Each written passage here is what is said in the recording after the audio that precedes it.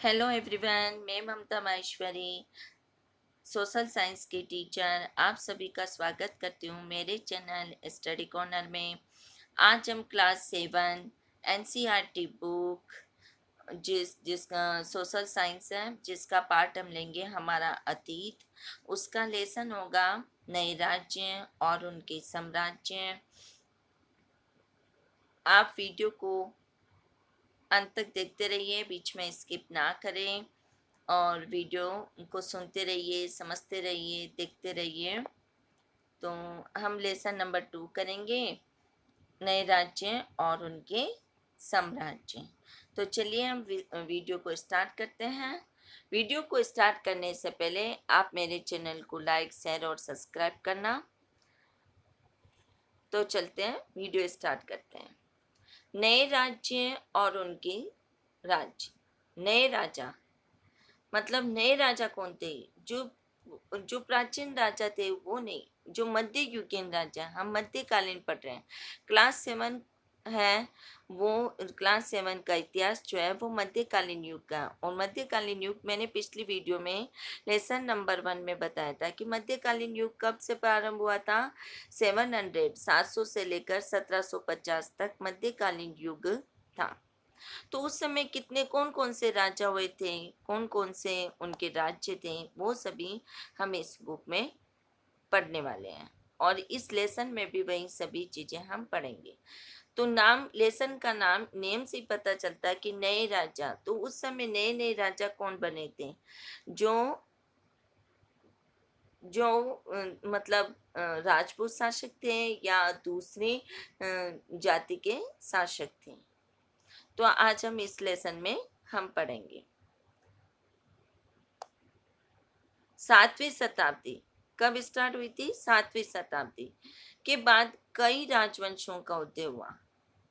राजवंशों का मतलब राजा के वंश का उदय हुआ, जो कि आपने मानचित्र 1 में देखा है। ये देखो, ये मानचित्र 1 है। उस समय इस तरह का भारत का मानचित्र था। ये जो बना हुआ है वो उस समय भारत का मानचित्र था। ये देखो, इस तरह जो ये मुल्तान के अरब है वो पाकिस्तान है, जो कन्नौज है वो उत्तर प्रदेश है, ये जो चाहमान है वो राजस्थान है, इंद्रप्रस्थ है जो दिल्ली है, और इस समय ये नेपाल। नेपाल आज भी वैसे ही है, पहले भी वैसे ही था। ये पहाड़पुर पश्चिम बंगाल, पौल भी पश्चिम बंगाल, जो कलकत्ता आप कहते हो। कलिंग है वो उड़ीसा है। तो इस तरह उनके नाम चेंज हो गए। जो पहले पूरा नेम मतलब मध्यकाल में ये नाम थे, अब इनके नाम चेंज हो गए सभी के। तो उपमहाद्वीप के विभिन्न हिस्सों में 7वीं से 12वीं शताब्दी के बीच शासन करने वाले प्रमुख राजवंशों को दिखलाया गया। ये जो मानचित्र बनाया गया है उसमें 7वीं से मतलब 7 से लेकर 12वीं शताब्दी के बीच जितने भी शासक हुए, जितने भी राजा हुए हैं, उन्होंने क्या क्या कार्य किया है वह सभी हम इस मानचित्र के माध्यम से देख सकते हैं। ये इस मानचित्र के माध्यम से।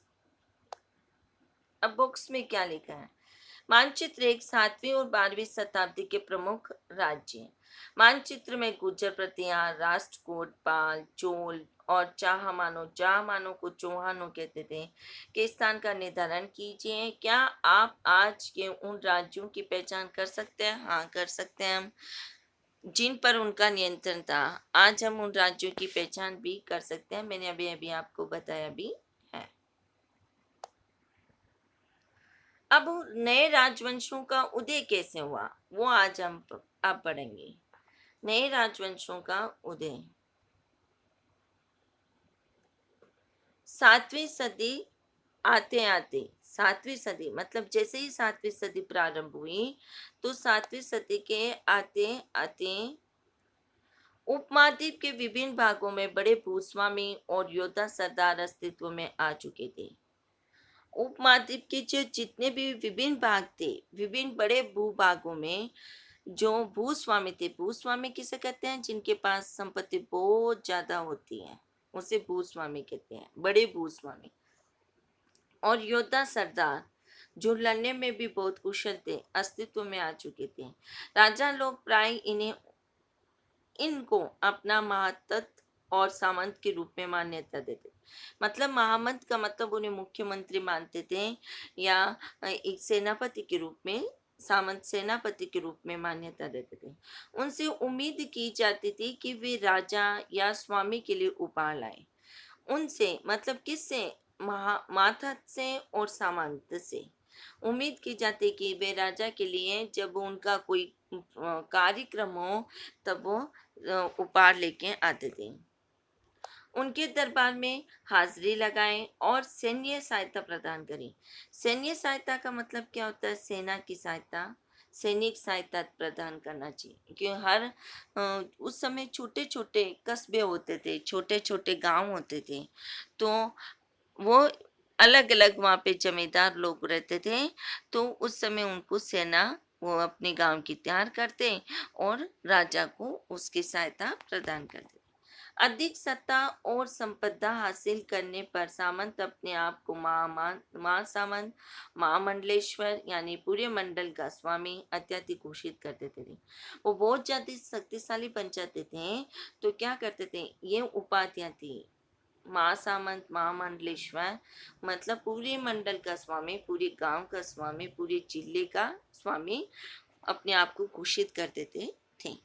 लेकिन आज ऐसा ये कोई पदवी नहीं दी जाती है। आज हम प्रधानमंत्री, मुख्यमंत्री, राष्ट्रपति या कलेक्टर इस तरह के रूप में जाना जाता है। कभी कभी वे अपने स्वामी के आधिपत्य से स्वतंत्र हो जाने का दावा भी करते थे। उस समय जो सामंत था, महामंत्री था, मुख्यमंत्री था, वो क्या करता? अपने स्वामी के आधिपत्य, स्वामी के आधिपत्य मतलब स्वामी की जो अधीनता है वो स्वीकार नहीं करते थे और अपने आप को एक स्वतंत्र मतलब निष्पक्ष राजा अपने आप को घोषित कर देता था कि मैं किसी के अधीन नहीं रहूंगा, मैं तो बिल्कुल स्वतंत्र हूँ। इस तरह का एक उदाहरण दक्कन के राष्ट्रकूटों का था। किसका? दक्कन के राष्ट्रकूटों। शुरुआत में कर्नाटक के चालुक्य राजाओं के अधीनस्थ थे और 8वीं सदी के मध्य में एक राष्ट्रकूट प्रधान दंती दुर्ग। अब पहले तो वो का किसके अधीन थे? राष्ट्रकूट चालुक्य राजा के। राष्ट्रकूट जो थे वो चालुक्य राजा के अधीन थे। लेकिन 7वीं सदी में जैसे ही 8वीं सदी प्रारंभ हुई, उसने वहां से अपना आधिपत्य हटाकर एक स्वतंत्र राज्य घोषित कर दिया। उसका कौन नाम क्या था उस राष्ट्रकूट का? दंतीदुर्ग। अपने चालुक्य स्वामी की अधीनता से इनकार कर दिया और उसे हराया और हिरण्यगर्भ का मतलब क्या होता है? कि शाब्दिक सोने का गर्भ। क्या होता है? सोने का गर्भ नामक एक अनुष्ठान कराया। जब यह अनुष्ठान ब्राह्मणों की सहायता से संपन्न किया जाता है तो ये माना जाता है कि इससे याजक जन्मना क्षत्रिय न होते हुए भी क्षत्रिय के रूप में दोबारा सत्यत्व प्राप्त करेगा।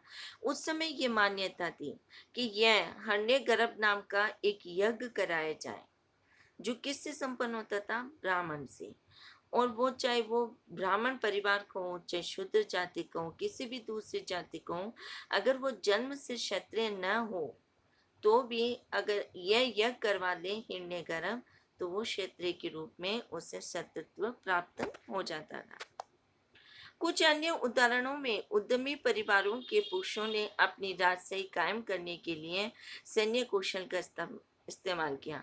और भी बहुत उस समय राजा हुए थे जो अपने बलबूते पर राजशाही राजशाही कायम करने के लिए, मतलब राजा का राज्य प्राप्त करने के लिए अपने कौशल का, सैन्य कौशल, सेना की सहायता का इस्तेमाल किया।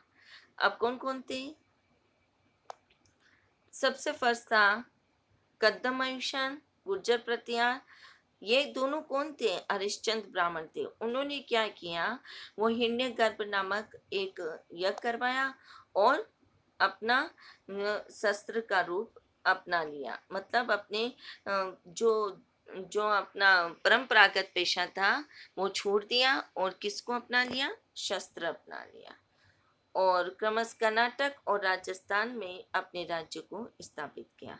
तो कर्नाटक का कौन था? कृदुमैशन, और राजस्थान का कौन था? गुजरात हरिश्चंद्र ब्राह्मण था। अब राज्यों में प्रशासन, तो इस तरह क्या होता था, जब राजा लोग अपना राज्य स्थापित करते थे तो नए नए राज्यों, इन नए राज्यों में से कई राज्यों ने महाजाधिराज, मतलब राजाओं के भी राजा युद्ध करते जाते थे, उसके ऊपर उस देश पर अपना राज्य स्थापित कर देते थे। तो इस तरह उनको एक महाराजा धीराज की पदवी प्राप्त हो जाती थी, एक उपाधि मिल जाती थी। और त्रिभुवन चक्रवर्ती था कि तीनों भुवनों का स्वामी, जैसे कि समुद्रगुप्त था, उससे पूरे राज्य, पूरे देश, चाहे वो विदेश हो चाहे देश हो, सब पर अपना राज्य स्थापित किया था। तो उसे क्या, कौन सी पदवी मिल गई? त्रिभुवन चक्रवर्ती। तो इस तरह वो भारी भरकम उपाधियों का धारण करते थे और अपने सामंतों, साथ ही साथ किसान, व्यापारी, ब्राह्मणों के संगठनों को भी अपने सत्ता साझेदारी में शामिल करते थे। तो इन सभी राज्यों में उत्पादक कौन थे? किसान थे, पशुपालक थे, और कारीगर भी, कारीगरों से भी संसाधन इकट्ठा किया जाते थे, मतलब उन पर भी उन्हें कर लगा दिया जाता था और संसाधन इकट्ठे करते थे।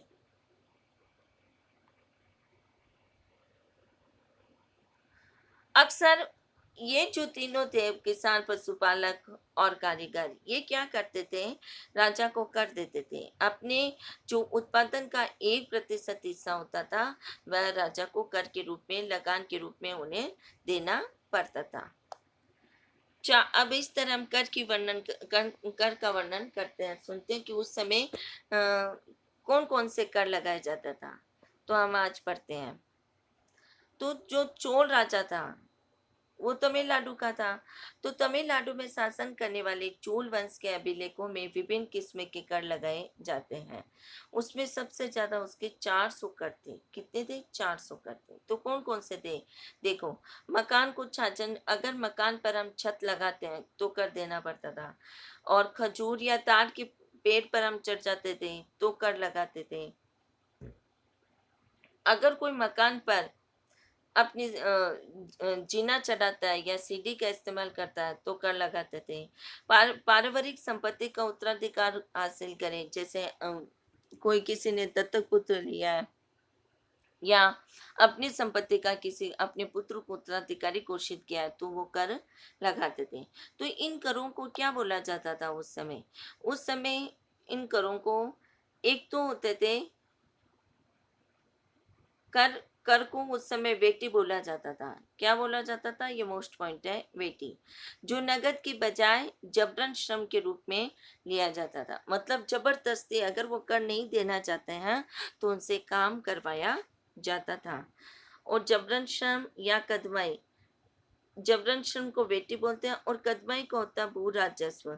जो भू राजस्व का मतलब होता है जो जनता की अपनी खुद की भूमि होती थी, जमीन होती थी, तो उस पर कर लिया जाता था। तो इस तरह कर व्यवस्था बहुत ज्यादा थी। ये संसाधन राजा की व्यवस्था का वित्तीय आधार बनते थे। ये इससे राजा क्या करता था? अपनी वित्तीय व्यवस्था, वित्तीय का मतलब रुपये पैसा, उसे इसी व्यवस्था से मिलते थे, इसी कर की व्यवस्था से मिलते थे। तो राजा लोग उस संसाधन को वित्तीय आधार मानते थे। साथ ही मंदिरों और दुर्गों के निर्माण में भी अब जो ये कर प्राप्त होता तो उसका राजा किस तरह इस्तेमाल करता? मंदिर बनाने के लिए, युद्ध के लिए,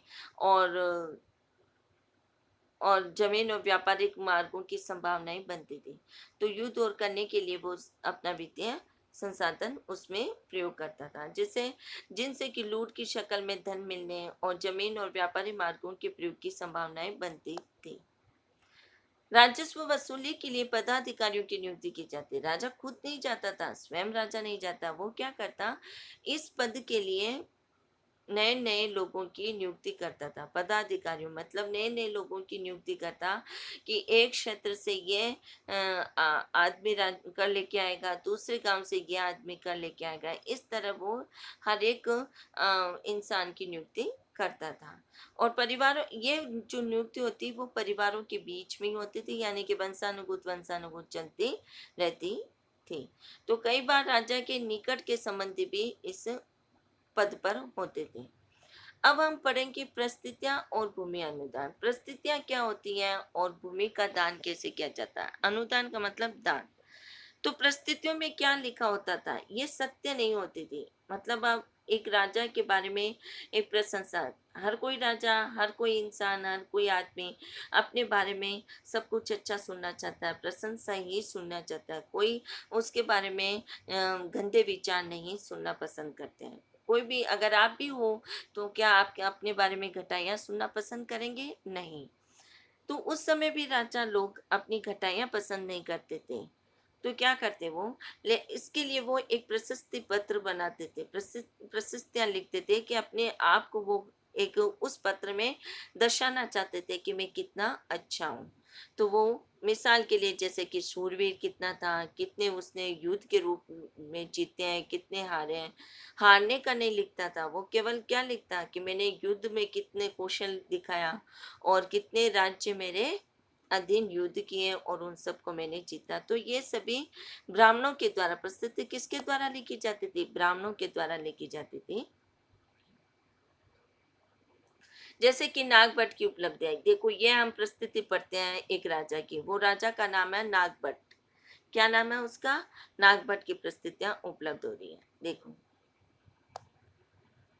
तो कई शासकों ने परिस्थितियों में अपनी उपलब्धि का बखान किया और पिछले साल के जो शासक थे समुद्रगुप्त, उसने भी अपनी परिस्थिति में अपना सब कुछ लिखा था।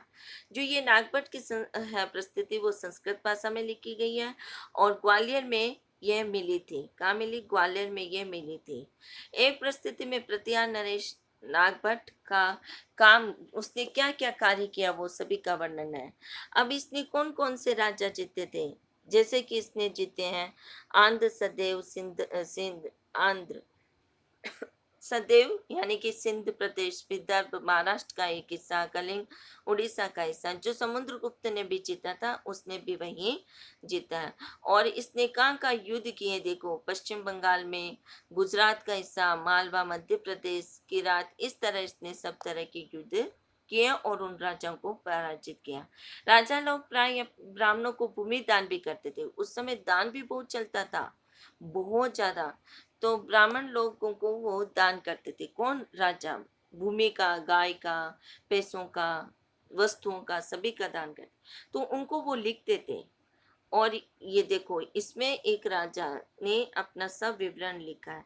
और इस तरह ये तांबे के बने हुए होते थे और इस पर देखो राजा की ये मोहर भी लगी होती थी। तो ये पता चल जाता है कि वो एक राजपत्र के द्वारा, एक मतलब सर्टिफाइड एक के रूप में वो दान करते थे।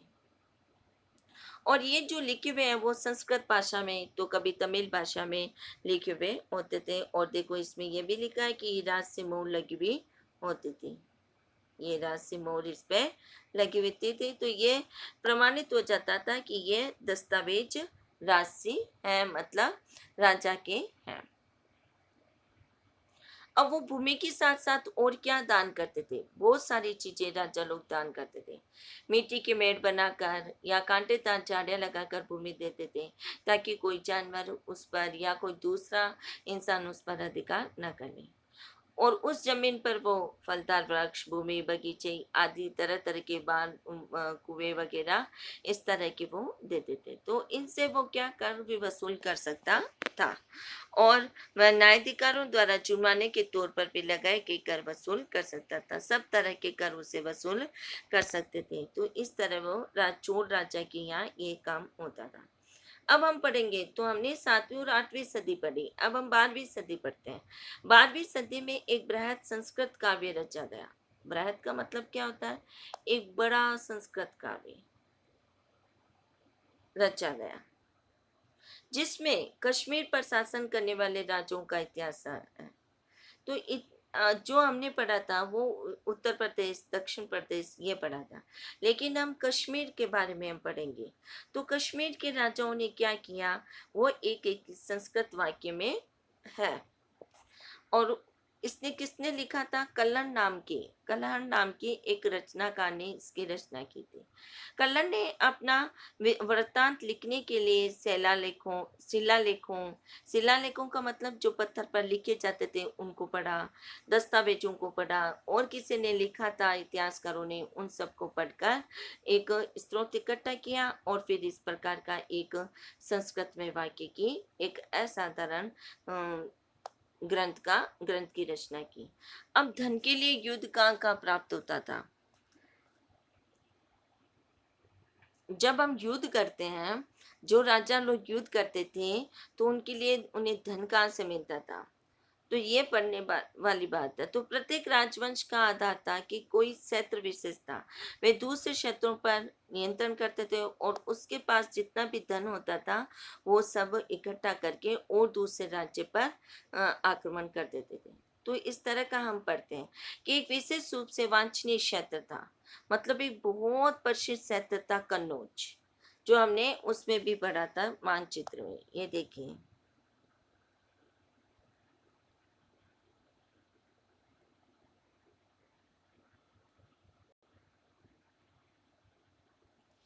ये देखिए कन्नौज, ये वाला।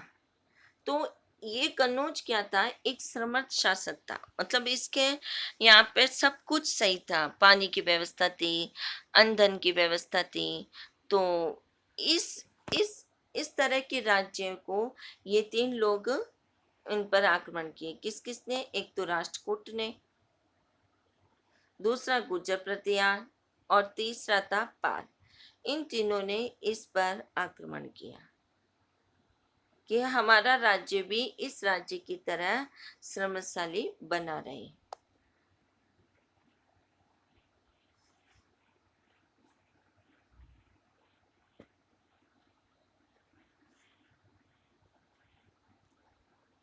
गंगा घाटी में कनौज नगर है। कहाँ पर स्थित था? गंगा घाटी में। और मैंने अभी बताया था कि इन तीनों शासकों ने उस पर नियंत्रण किया, और ये लड़ाई बहुत लंबी, ये युद्ध बहुत लंबी चली थी, और इन तीनों को क्या बोला जाता है? त्रिपक्षीय संघर्ष के रूप में जाना जाता है।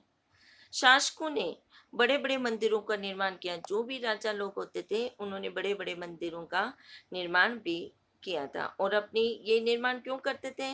अपनी सत्ता और संसाधन का प्रदर्शन करने का प्रयास करते थे।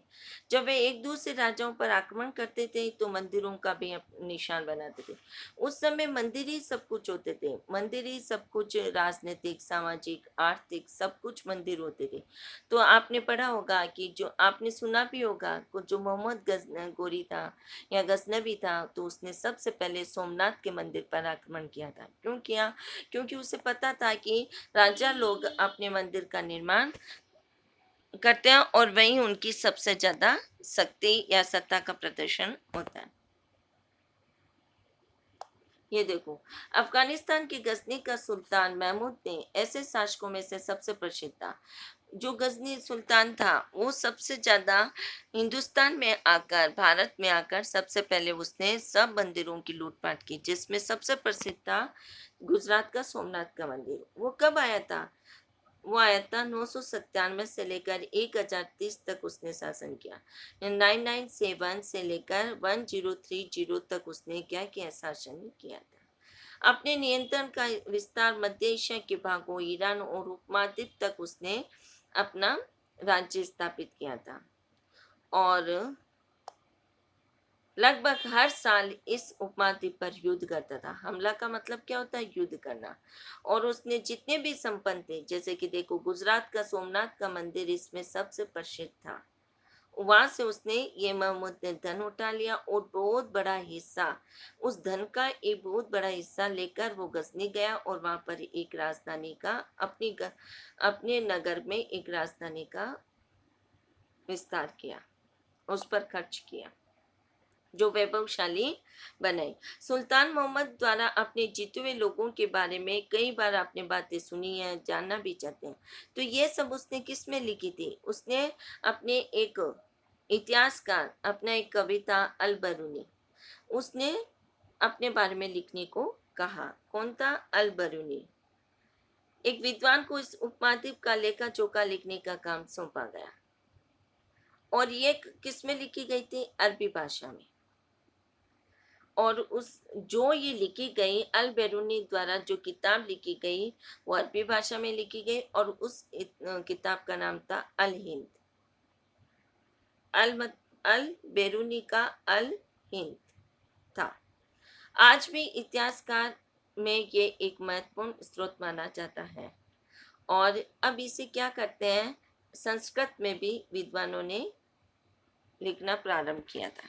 उस समय विद्वानों ने परामर्श किया।